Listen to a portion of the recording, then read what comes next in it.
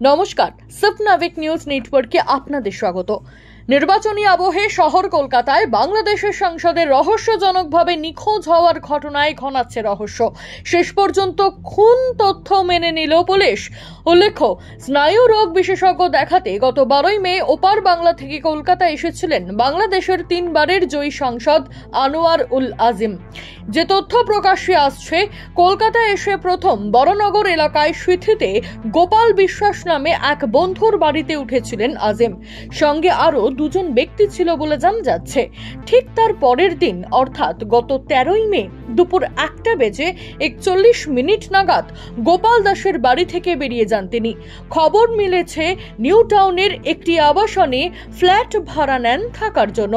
ঠিক তার পরের দিন অর্থাৎ 14 তারিখ থেকে সংসদের সঙ্গে আর যোগাযোগ করতে পারেনি তার পরিবার সদস্যরা। বাংলাদেশ সরকারের সঙ্গে যোগাযোগ করলে এরপর বাংলাদেশের প্রধানমন্ত্রীর দপ্তর থেকে যোগাযোগ করা হয় ভারতে। শুরু হয় আনোয়ারের খোঁজ।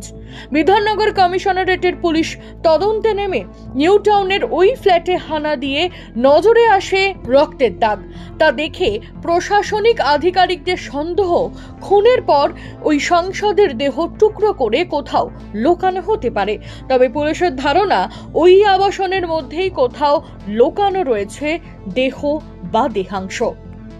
এ প্রসঙ্গে সাংবাদিক বৈঠক করে কি জানালেন বাংলাদেশের স্বরাষ্ট্রমন্ত্রী আসাদুজ্জামান খান, শুনবো।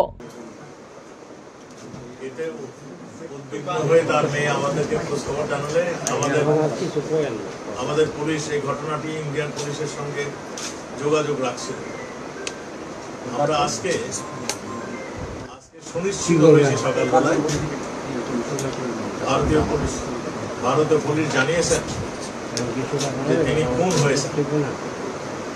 আমরা ইতিমধ্যেই তাদের যে তথ্য ভারতীয় পুলিশ আমাদেরকে দিয়েছিলেন, সেই তথ্য অনুযায়ী আমাদের পুলিশ, বাংলাদেশের পুলিশ, এদের তথ্য অনুযায়ী তাদেরকে যারা খুন করেছেন কিংবা খুনের সঙ্গে সম্পৃক্ত ছিলেন আমরা যারা সন্দেহ করছি, এবং তাদের থেকে যা আমরা তথ্য পেয়েছিলাম সেই তথ্য অনুযায়ী তাদের মধ্যে থেকে আমরা 3 জন অপরাধীকে আমাদের পুলিশ ধরেছেন এবং তাদের জিজ্ঞাসাবাদ চলছে, তদন্ত চলছে।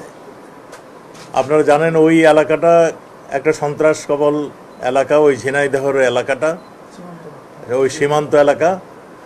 আমাদের আনোয়ার সাহেব সেখানে মাননীয় সংসদ সদস্য হিসাবে তিনি দায়িত্ব এইবারও নির্বাচিত হয়েছিলেন। চিকিৎসার জন্য তিনি যাওয়ার পরে এই ঘটনাটি ঘটে।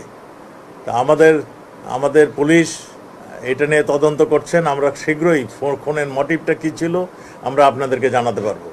এবং ভারতীয় পুলিশ আমাদেরকে সর্ব ধরনের সহযোগিতা করছে। আমাদের কাছে যা ইনফরমেশন, আমরা আরও ইনফরমেশন যখন পাবো তখন আপনাদেরকে আরও তথ্য আমরা জানাতে পারবো। তো আমরা এইটুকু এখন জানাতে পারছি, মানে আপনাকে জানাতে যাচ্ছি, সেটা হলো তিনি খুন হয়েছেন। কলকাতার এক বাসায় তাকে পরিকল্পিতভাবে খুন করা হয়েছে এবং এই খুনের মোটিভ, কারা কারা খুন করেছিলেন, এই সব তথ্যই আমাদের ভারতীয় পুলিশ কাজ করছে, আমাদের পুলিশও কাজ করছে। যে যেখানে মানে ইন্টারন্যাশনাল ওয়েতে যতখানি প্রয়োজন সবগুলি আমরা ব্যবস্থা নিচ্ছি। আপনাদেরকে ধন্যবাদ। এদিকে ঘটনার তদন্তে নেমে 3 জনকে গ্রেপ্তার করেছে বাংলাদেশ পুলিশ। এই মুহূর্তে ওই আবাসনে সেন্ট্রাল আইবি, এসটিএফ এর আধিকারিকেরা থেকে শুরু করে ব্যারাকপুর ও বিধাননগর পুলিশ কমিশনারেটের বিশেষ তদন্তকারী দল রয়েছে। তারা সিসিটিভি ফুটেজ খতিয়ে দেখছে, কারা কারা সাংসদের সঙ্গে দেখা করতে এসেছিলেন সেই বিষয়টিও নজরে রাখা হচ্ছে। বেশ কয়েকজন সঙ্গী থাকলেও ঘটনার পর থেকে তারা পলাতক বলেও জানা যাচ্ছে। তবে কি পরিকল্পনা করে ডেকে এনে খুন করা হলো সাংসদকে? তদন্ত চালাচ্ছে গোয়েন্দারা। ছোট মাতব্বর, সফনাভিক নিউজ, কলকাতা। সমস্ত খবরের আপডেট জানতে লাইক করে সাবস্ক্রাইব করুন সফনাভিক নিউজ। সেই সঙ্গে বেল বাটন প্রেস করতে ভুলবেন না। আপনাদের একটা সাবস্ক্রিপশন আমাদের জন্য অত্যন্ত মূল্যবান। জয় হিন্দ।